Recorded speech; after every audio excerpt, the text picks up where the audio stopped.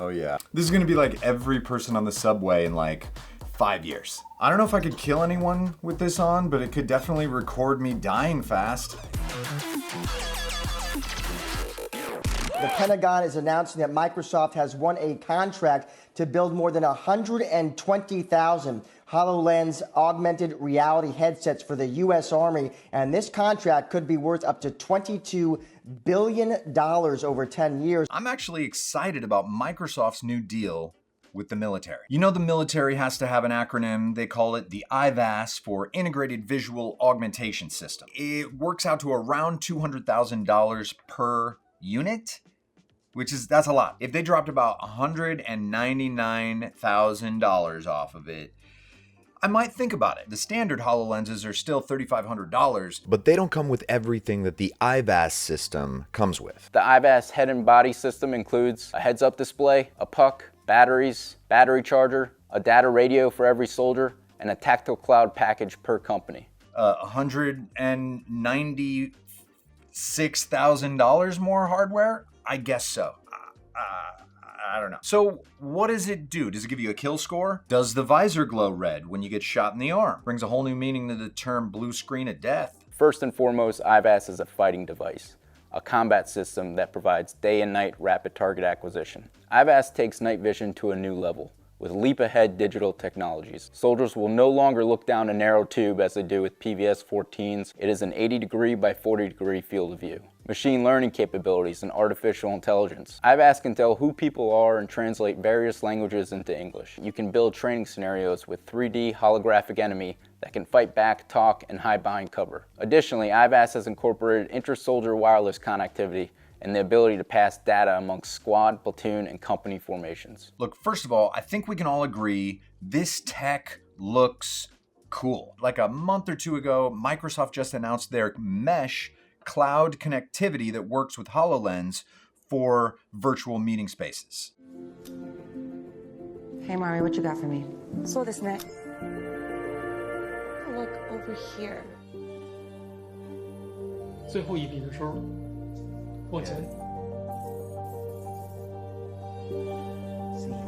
These numbers are looking great, actually. It looks cool. This commercial for what it could be someday. We're joined today by the co-creator of Microsoft Mesh, Simon Scariest. Microsoft Mesh connects the physical and the digital worlds, allowing us to transcend the traditional boundaries of space and time. That's a little grandiose. I'm starting to get skeptical. I would buy screen strapped to your face with AI before swallowing this transcending space and time. I know earlier that you recorded yourself meshing with your team. Meshing. I don't know. You think that'll catch on? Just meshing with the bros? I'm gonna go get my mesh on. I'm gonna go hit the mesh. I don't know, I'd rather say something like grid or sim, but it's better than metaverse. This is what it actually looks like. When I lower down my visor, I can see that Nishant has already invited Doreen to this space. Hey Doreen, great to see you here. Hi Simon, hi Nishant. What we show here is actually a model that our customers use today. So it looks like the state of the art now is more a Nintendo look, not this amazingly futuristic commercial that they showed. I would hope 29 billion would buy you a better UI than this. I mean, that's the kind of user interface that gets you killed on the battlefield. It's so laggy. It just looks so cumbersome. I just imagine anybody in the military wearing this in the field, scrolling through the UI has already been shot 1,000 times. Like, oh, let me get my situational. I just think the big takeaway from this presentation is that it's not ready. So I'm glad the military is spending 29 billion to help develop it. I just hope they don't use it in the field. Not yet. Use it in training, war games, simulation, get used to it, work out the bugs. I mean, it looks like it's gonna be cool. How long till we get those dope ghost avatars? I'm not sure where the camera is supposed to be that's getting the image of her that's sent to the person she's talking to. Maybe it's like the tech used by NVIDIA that was in a recent episode of 2 Minute Papers, where instead of sending the video to somebody, they basically use an AI to create a live deep fake of you, essentially. It's so surprisingly accurate to the real thing, and it apparently cuts the bandwidth way down. So maybe that's the concept for those cool ghost avatars. I wonder how much more advanced the military's version is going to be, and how long before we get to use it. I mean, look, if we normal people want to get our hands on this cool version, we need it to get super cheap, all the way like $200,000 a pop cheaper. So we need Wright's Law to start working its magic on HoloLens. And the best way to do that is to have a customer buy a bunch of them so that Microsoft can produce them in bulk, because as Wright's Law states, for every doubling of production, the cost comes down a set amount.